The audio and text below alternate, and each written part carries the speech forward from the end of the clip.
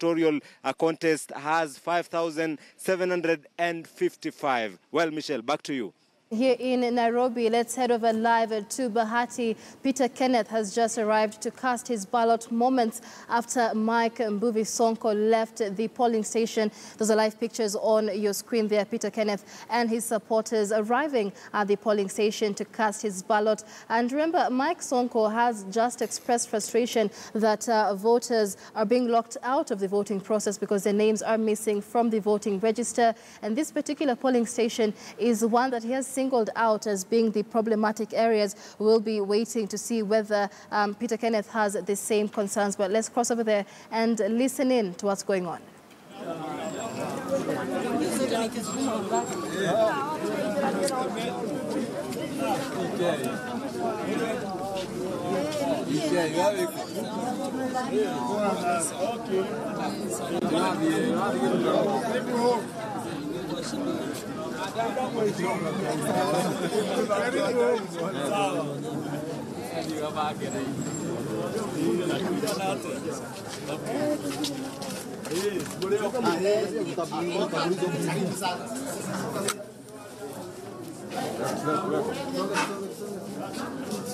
That is Bahati polling station, where Peter Kenneth is just about to cast his ballot. Remember, this is a do-or-die battle, so to speak, for Peter Kenneth and Mike Mbuvi Sonko. And we have Joseph Kioko here in studio.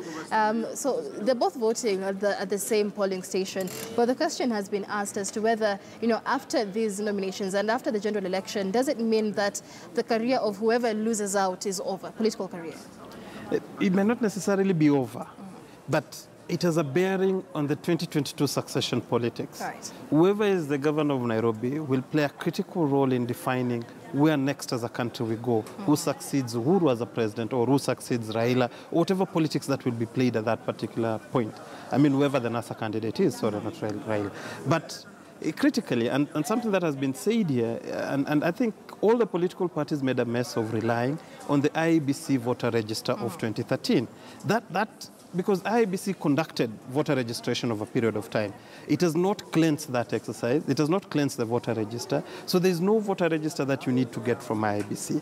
I think what the chairman of Elections Board yesterday stated needs to be restated again, right, and to reassure the presiding officer in this polling station that the ID is a valid document to be used in voting. That way these anxieties will dispel and people will vote. We're finding situations where even for the party register, some names are still omitted, and so there's no IEBC register to counter-check, and that's where the situation is. Maybe then use the ID and a voter's card that you have that shows that you come from the particular vicinity where the polling is happening. Right.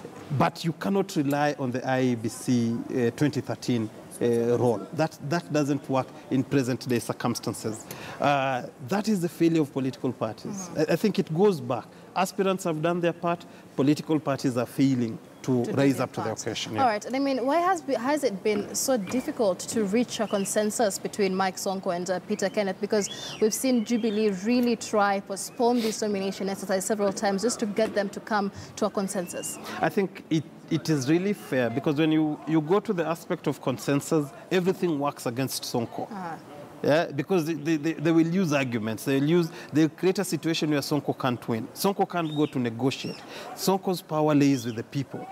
This multitude of people that are following Sonko, that is his strength. When you take him into a boardroom situation, Sonko has lost. And I don't think he will agree to do consensus. Right. Because everybody will come out and tell him, you step down, go back and vie for senatorship, and you are assured of our win. But Sonko wants to control the resources of this county. Sonko I think, is one of the most ambitious politicians that we have in this country. And given a chance, I don't think he wants to negotiate with the PK on this matter. I mean, let's talk about both their chances in this nomination process, because this is one of those counties where a nomination ticket really does mean greater chances in the general election. What are their chances individually in this nomination process?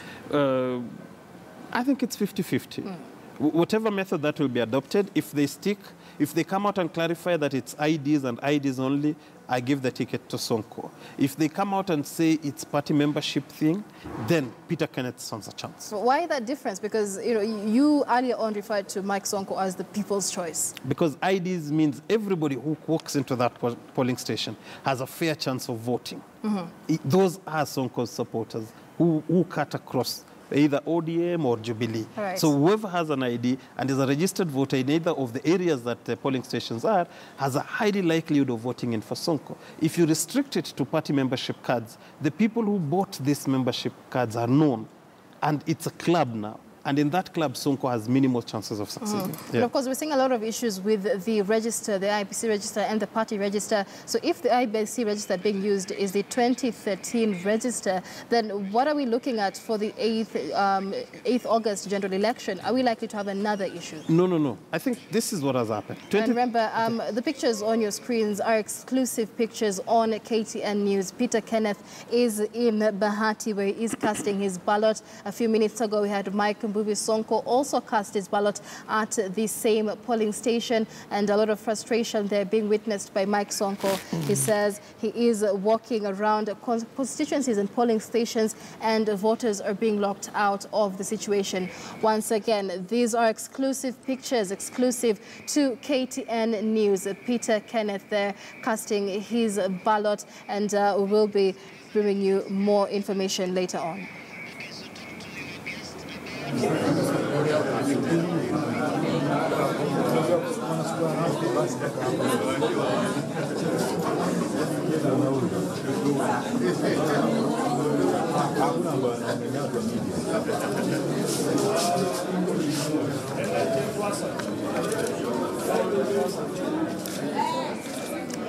All right, and so, I mean, even as this battle continues, there's likely to be a fallout at the end of this process. What stakes does Jubilee have in this do-or-die battle? I think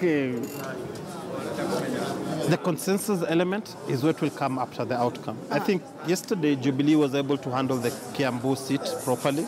The governorship in Kiambu, Jubilee was able to handle it very well. That Kavogo came out with pain, but gracefully accepted that he had lost.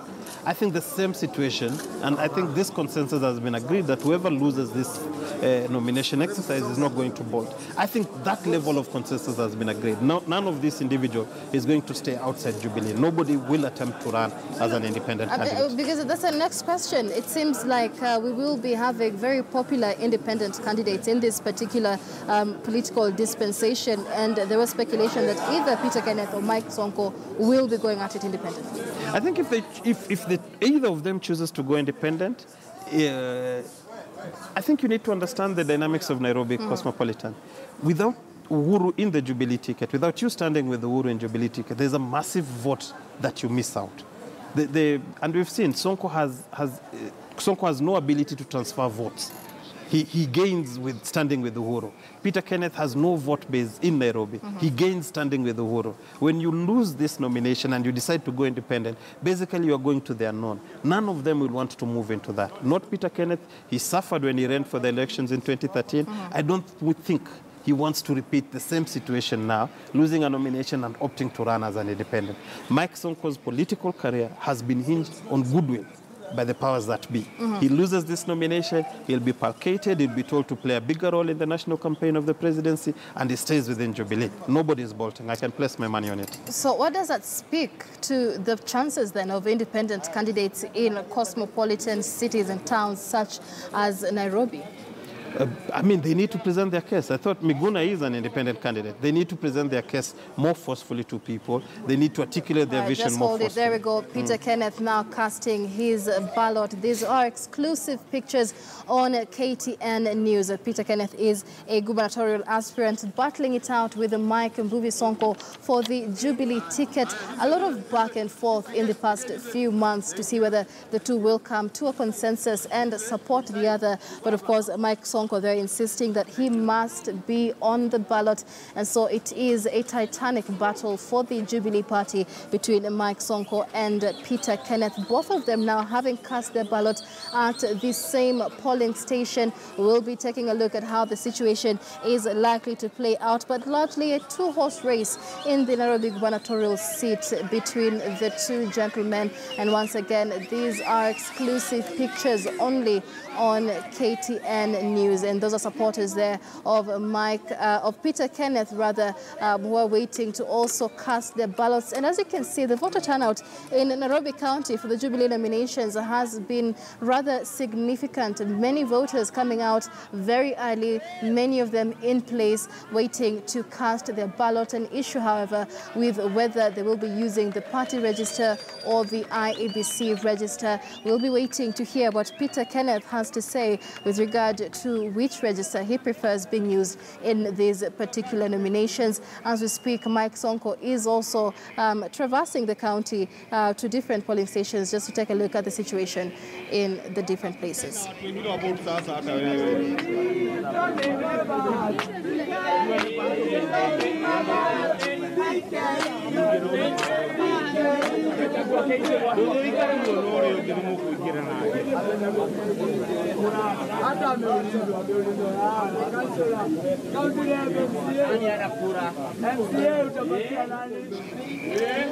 Joseph, it is clear now that politicians are also positioning themselves for 2022. But let's talk about the Peter Kenneth factor. Why is he running in Nairobi? I mean, this is a gentleman that hails from Murang'a County. This is a bigger stage for him in terms of positioning himself politically. What do you read here?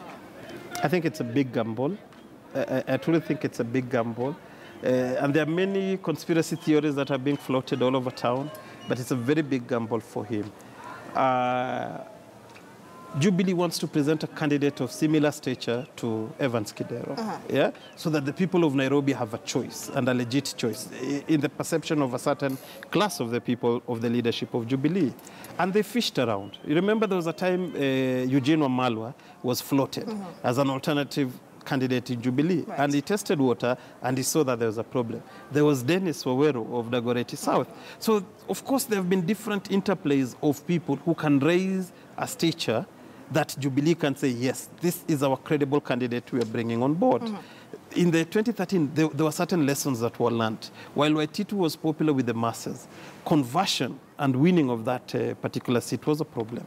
Now, Jubilee is keen on bringing a fresh face, yeah, quote unquote, a fresh face, somebody who has a history of having worked in a constituency outside Nairobi.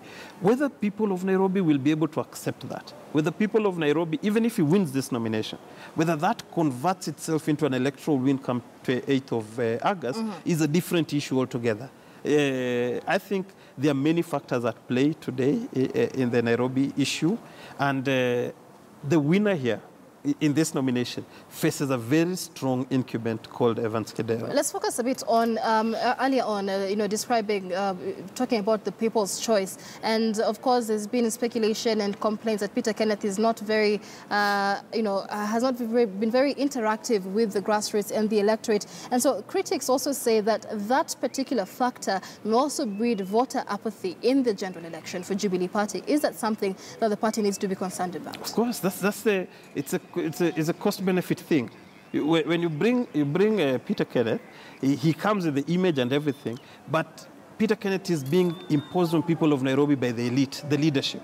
That's why you see MPs moving towards Peter Kenneth, you see MCAs moving towards Peter Kenneth, and the element of funding around it. But truly, born and bred or interaction ability within Nairobi, he's not that guy. He's not that guy. You cannot compete with Sonko in terms of what Sonko has done for the people of Nairobi spread over the 5 years that he's been there. I mean, and for an outsider, so to speak, because he's been described as an outsider, to just walk into a ruling coalition that was built under very difficult circumstances and is now fighting to hold this particular seat and seemingly bullying his way into this very big political position.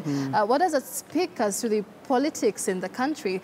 Because now we're seeing new people coming out trying to to unseat the very popular incumbents. That's the nature of politics. There'll always be insiders, there'll always be outsiders.